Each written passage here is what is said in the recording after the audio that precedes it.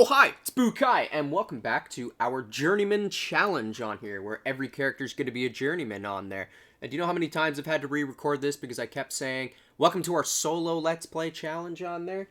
I have a feeling that's going to be a bit of a tongue-tied for the next bit on there. But as you guys can see on there, if you guys didn't see the previous video where I described how to spawn the Picnic Man, you can sequence break the Picnic Man, and there's going to be a little card up there for you guys to click on if you're curious on doing either a solo Let's Play challenge or a solo Journeyman on there, where you can sequence break and make the Picnic Man spawn on there. So, what I've been doing is that because of the crappy internet on there, who knows when it's going to get fixed, yada yada, I still am unable to actually go back multiple times. So I ended up staying on frogs for like 20 hours on there. So I got a crap ton of those of the mustard and ketchups on there. And they'll just be sold because there's no point in actually keeping them. But I've got to decide to basically chuck some items on the ground on there in order to make some inventory space. And it takes me a second before I realize, oh, I've got to actually, pitch multiple on there. And I could have equipped the golden food and picked back up one of those, but I just didn't, wasn't thinking, was just frustrated and just wanted to go back. So if you're doing a solo challenge on there, the golden gem, the fake one on there, you can just go ahead and sell it, considering you're never going to make another character and you'll never be able to advance Scriptus's quest line from here. However, I'm doing a Journeyman challenge, where after I make a Journeyman, I can then make a new character and whatnot.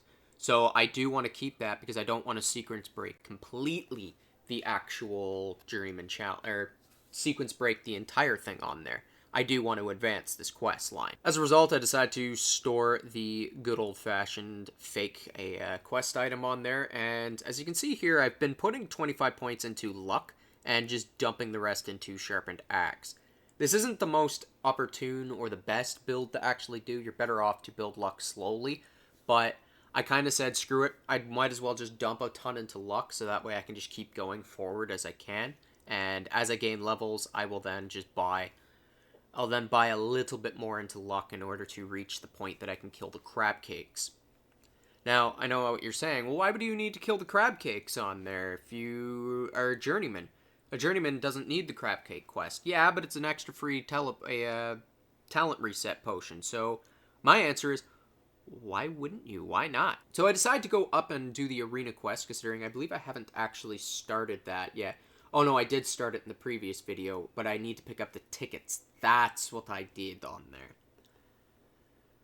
So from here, I'm checking out I do check a little bit of the guild tab, but I have to go down to my anvil production, and I'm just too slow a couple times on there.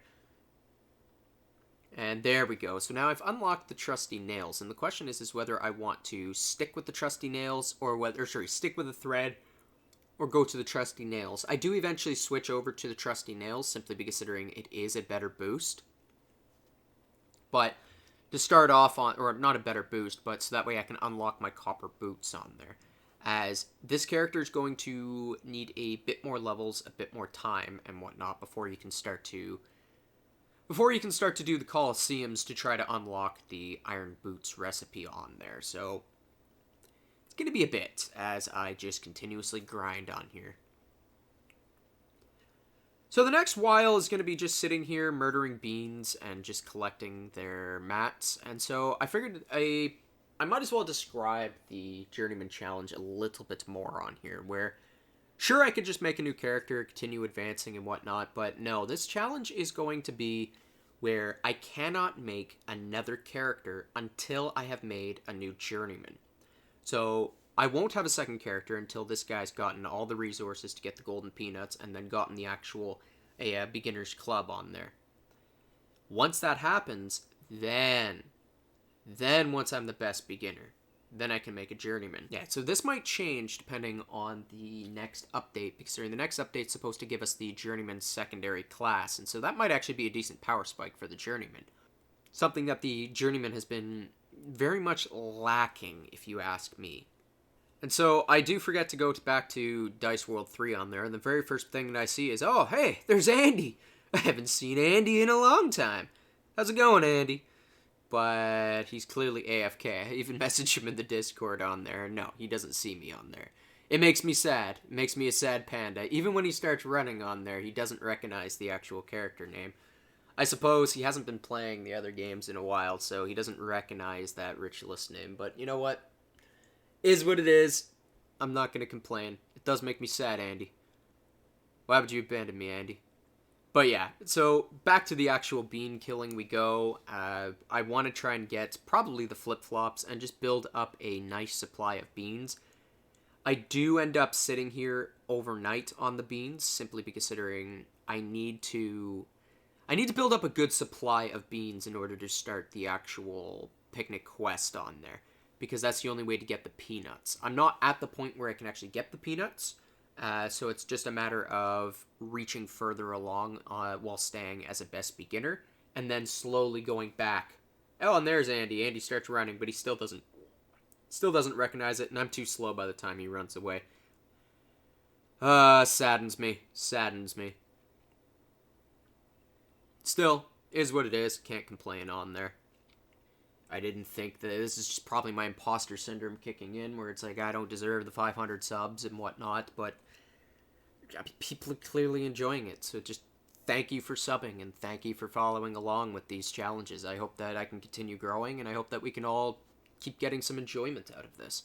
I really do think that I did make a mistake by putting too much into the luck at the start. I probably should have just held off a bit, put more into Sharpened Axe, and then just slowly built up the luck. Just simply considering I could be one-shooting the beans here, but I'm not. And, like, as you can see, it's 75%. If I put it all into there, I could have just been one-shooting the beans, and my AFK rate would have been going sky high. But, you know, hindsight on there, 2020, and it's not like I'm not going to get more levels, or that I don't need to keep pumping into my luck later on anyway, so it's not like it's that big of a deal, but it is a little bit of a, well, that sucks type thing on there, but, you know, not much I can do. So I decided to go run back to town to go deposit some of my stuff on there, considering my inventory is getting a little bit full, and also considering the time is getting close to the actual hour. And so I was thinking, oh, well, it might be a good time to, I mean, I can't kill Baba Yaga yet, but it might be a good time to do a spike trap minigame in order to get some free gems. And lo and behold, that is precisely what the next piece is, or what the daily task is. Now, I don't have enough recipes to actually unlock things, and I was tempted to get the higher chance for mini bosses to drop the talents, but I decided against it to get the goblet, which I don't think I ever actually did put points into. So I'll have to do that in the next episode. Just first thing I do is put right into the goblet, and I unlock the sleek shank and the good old fashioned iron ring on there. Both items that are basically mid-game items on there that are almost required to equip. And it is here that I believe that I'm tempted to switch over, and I do switch to the nails on there. The nails are just so important to grab. And because of the timing here, I realized that I'm not going to make it to, and I don't even have the Carrotman unlocked. So I decide to do the If You Love Me, Let Me Go on there to try to teleport, and it works. And, like, as you can see, like, I catch it by a minute and 40 seconds. Like, I'm really close.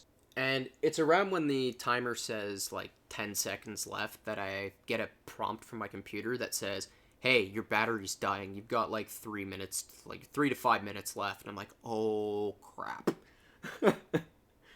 Yeah. I better hope that I get 3 points, but then I die. The reason why I hope that I die is considering it won't actually register that you were in this spike game, or your rounds, or your points, unless you die in them, so you won't get any reward. So I'm just gambling that I don't lose all the progress that I've done today, and it pays off, somehow. Somehow it pays off on there. My battery, like, literally dies within 3 minutes.